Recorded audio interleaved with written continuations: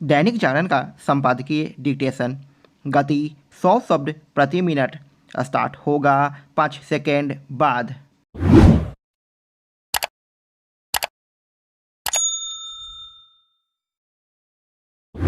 Start. एक ऐसे समय जब राहुल गांधी जातिवार गणना पर खूब जोर देने में लगे हुए हैं, तब कांग्रेस के वरिष्ठ नेता आनंद शर्मा ने यह चिट्ठी लिखकर पार्टी को असहज करने का ही काम किया कि ऐसा किया जाना इंदिरा गांधी और राजीव गांधी की विरासत का अपमान करना होगा। पूर्व केंद्रीय मंत्री आनंद शर्मा एक समय कांग्रेस के उस असंतुष्ट समूह के सदस्य थे जिसे G23 के नाम से जाना जाता था। समय के साथ यह समूह बिखर गया। इसकी कोई आशा नहीं कि आनंद शर्मा की चिट्ठी के बाद कांग्रेस जातिवार गणना की अपनी मांग से पीछे हटेगी, लेकिन ऐसे प्रश्न अवश्य उठेंगे कि अभी हाल तक इससे इनकार करने वाली पार्टी यकायक इस पर इतना जोर क्यों दे रही है। जातिवार गणना अंग्रेजी सत्ता ने कराई थी। आज़ादी के बाद जब नेहरू जी प्रधानमंत्री बने तो उन्होंने उसकी ज़रूरत को खारिज कर दिया। उनके बाद इंदिरा गांधी और राजीव गांधी ने भी कभी जातिवार गणना की ज़रूरत नहीं समझी। सहयोगी दलों के दबाव में मनमोहन सरकार ने 2011 में जातिवार गणना कराई तो लेकिन उसके आंकड़े जारी नहीं किए। एक लंबे समय से कई क्षेत्रीय दल जातिवार गणना की मांग करते आ रहे हैं, लेकिन कांग्रेस ने कभी इस मांग को महत्व नहीं दिया। पिछले कुछ समय से राहुल गांधी ने इसे कांग्रेस का एक प्रमुख मुद्दा बना लिया है। इस मामले में वह क्षेत्रीय दलों को भी मात देते दिख रहे हैं और इस क्रम में राहुल गांधी यह भी पूछ रहे हैं कि अमुक संस्थाओं में कितने प्रतिशत ओबीसी हैं। कांग्रेस की ओर से जातिवार गणना की जो मांग की जा रही है उसका एकमात्र उद्देश्य अन्य पिछड़े वर्गों यानी ओबीसी के वोट हासिल करना है, न कि उनके आर्थिक सामाजिक उत्थान को बल देना। इसकी अनदेखी नहीं की जा सकती कि राजीव गांधी ने मंडल आयोग की सिफारिशों पर अमल का खुलकर विरोध किया था। इससे ओबीसी वोट बैंक कांग्रेस से छिटक गया। अब राहुल गांधी जातिवार गणना की मांग पर जोर देकर उसे अपने पाले में लाना चाह रहे हैं।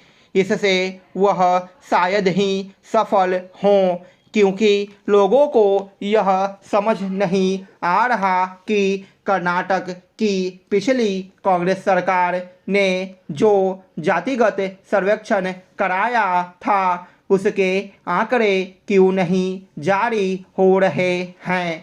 यह पहली बार नहीं जब कांग्रेस के किसी नेता ने जातिवार गणना का विरोध किया हो। इसके पहले अभिषेक मनु सिंघवी भी इस पर आपत्ति जता चुके हैं। बाद में उन्होंने अपनी आपत्ति वापस ले ली थी, चूँकि सामाजिक उत्थान की अनेक योजनाएं इससे तय होती है कि पिछड़ी कही जाने वाली जातियों की आर्थिक स्थिति क्या है। इसलिए सैद्धांतिक तौर पर तो यह ठीक है कि जातिवार गणना के सही आंकड़े सामने आए, लेकिन समस्या यह है कि जातीय जनगणना की मांग के बहाने जातिवादी राजनीति को खाद पानी देने का काम किया जा रहा है।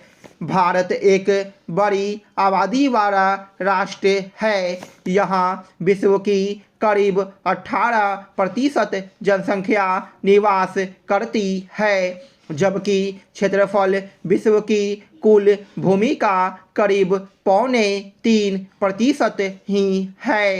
इतनी कम भूमि पर इतनी अधिक आबादी के लिए विश्व के कुल जल संसाधन का मात्र 4% ही उपलब्ध है। इतनी बड़ी आबादी की पानी और अन्य ज़रूरतें पूरी करने में देश के संसाधन हांफने लगे हैं। भारत जहां जल संकट के मुहाने पर आ खड़ा हुआ है, वहीं प्रदूषण की मार से भी त्राहिमाम कर रहा है। यूं तो भारत में छोटी बड़ी करीब 40 से 42 लाख जल संरचनाएं अर्थात तालाब, जोहर और बावड़ी आदि मौजूद हैं, लेकिन बेरुखी एवं लालच के कारण अधिकतर जल संरचनाओं का स्वरूप विकृत हो चुका है। उनमें जल ग्रहण और जल पुनर्भरण करने की क्षमता भी कम हो चुकी है। यह स्थिति तब है जब भारत में मौजूद प्रत्येक जल स्रोत को सम्मान देने की परंपरा रही है। पानी का आदर हमारी पूजा पद्धतियों में भी शामिल है। कुएं, तालाब या अन्य जल स्रोत बनाने से पहले आह्वान किया जाता है कि हे जल के देवता, आप यहाँ स्वच्छ स्रोत के रूप में उपस्थित होकर हमारा कल्याण करें। लेकिन पिछले 3-4 दशकों से भारत के जल संसाधनों में लगातार गिरावट देखी जा रही है। चिंता की बात यह भी है कि वे भयावह रूप से प्रदूषित होते जा रहे हैं। लोकसभा चुनाव का उद्घोष हो चुका है। आगामी 5 वर्षों के लिए शासन की बागडोर किसके हाथ में होगी, इसका उत्तर तो भविष्य के गर्भ में छुपा है। परंतु बीता 1 दशक भारत को क्या देकर गया है, उसका विश्लेषण उपयोगी होगा। अंतर्राष्ट्रीय मुद्रा कोष यानी IMF के अनुसार प्रबल संभावना है कि भारत 2027 में दुनिया की तीसरी सबसे बड़ी अर्थव्यवस्था बन जाएगा। साथ ही 5 वर्षों में वैश्विक विकास में भारत का योगदान 2% बढ़ जाएगा। ये रुझान यही दर्शाते हैं कि भारत मजबूती के साथ आर्थिक विकास की गति की ओर उन्मुख है। इस विमर्श में एक स्वाभाविक प्रश्न यही सामने आता है कि बीते 1 दशक में ऐसा क्या हुआ कि आर्थिक विकास का प्रवाह तीव्र गति से बढ़ा है।